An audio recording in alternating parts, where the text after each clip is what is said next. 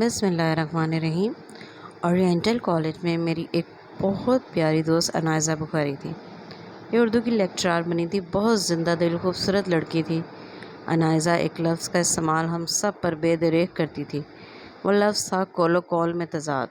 جہاں ہم میں سے کوئی اپنی بات سے پھرتا تھا، عنائزہ بڑے آرام سے کہتی، تمہارے کول و کول میں تضاد ہے۔ ہم شرمندہ ہو کر ٹیٹوں کی طرح ہنستے اور کہتے یہ لفظ اردو میں ہے ہی نہیں، ہم اسے نہیں مانتے۔ لیکن یقین جانیے آج ان حالات میں یہ لفظ پاکستان کے سیاستدان اور اشرافیہ کا کلی طور پر احاطہ کرتا ہے۔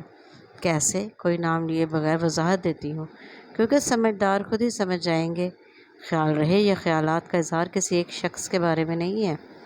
اندازہ کریں کہ ایک وقت تھا، کہا جاتا تھا گیم شروع کرنے سے پہلے مرضی کے رول سیٹ ہوں گے، پھر سب باتیں گیم بنانے والی کی مانی گئیں۔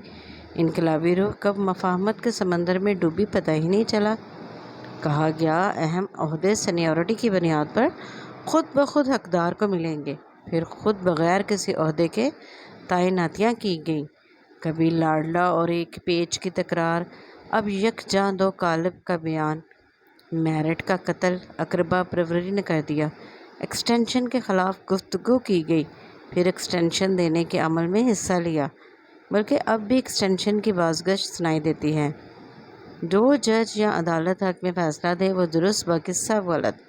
عوام کو فلاحی ریاست مدینہ کے خواب دکھائے اور معاشرے کا اخلاق برباد کر کے رکھ دیا۔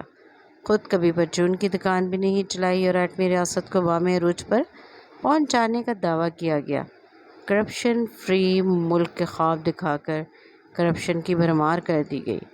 سب کو جھوٹا کہہ کر خود جھوٹ کے ورلڈ ریکارڈ قائم کر دیے، پہلے ایک پیج پر، پھر میر جعفر اور میر صادق۔ کول و کول میں اتنا تضاد کہ پوری ایک کتاب ہی لکھی جائے مگر یہ تضادات ختم نہ ہوں۔ ملک کو ترقی کے خواب دکھا کر خود زیادہ وقت ملک سے باہر، دہائیوں سے صوبر پر حکومت اور عوام کی حالت پسماندہ، کبھی حد سے زیادہ میچورٹی اور کبھی بچپنا۔ یہودی کے پیروکاروں کو اپنی امامت میں نماز پڑھا کر شاید مسلمان کرنے کی کوشش کی، کبھی ادھر تو کبھی ادھر، رب ہی جانے اصل میں ہے کدھر۔ سب سے مہنگی پڑھائی اور مہنگائی کے خلاف دھرنے، احتجاج اور جلوس، اس تضاد کے کیا ہی کہنے۔ ساری زندگی کھالوں کی کمائی اور بھتہ خوری کی اور کہا کہ ہم پورے ملک کو خیرات دیتے ہیں۔ قتل و غارت سے امن تباہ کرنے والوں کو ملک کی فکر۔ کیا اس ملک کے سیاستدان عام عوام کو بیوقوف سمجھتے ہیں؟ آخر آپ لوگوں کو عوام کا احساس کب ہوگا؟ آپ کے وعدے کب پورے ہوں گے؟ کبھی سوچا ہے کہ باعث شعور عوام آپ کے بارے میں کیا سوچتی ہے؟ سچ تو یہ ہے اقتدار کی دوڑ میں سب کی سیاست ایک جیسی ہے، سب مفادات کے کھیل اور انا کی جنگ ہے۔ درمیان میں جب وقفہ آتا ہے تو عام عوام کو خیرات کی صورت میں ریلیف کا لولی پاپ تھما دیا جاتا ہے، جو ڈسپوزیبل منصوبوں کی طرح جلدی ختم ہو جاتا ہے۔ التجا ہے کہ اپنے معاملات میں صرف رب تعالیٰ سے ڈر جائیں، کیونکہ اس دن سیاست کام نہیں آئے گی۔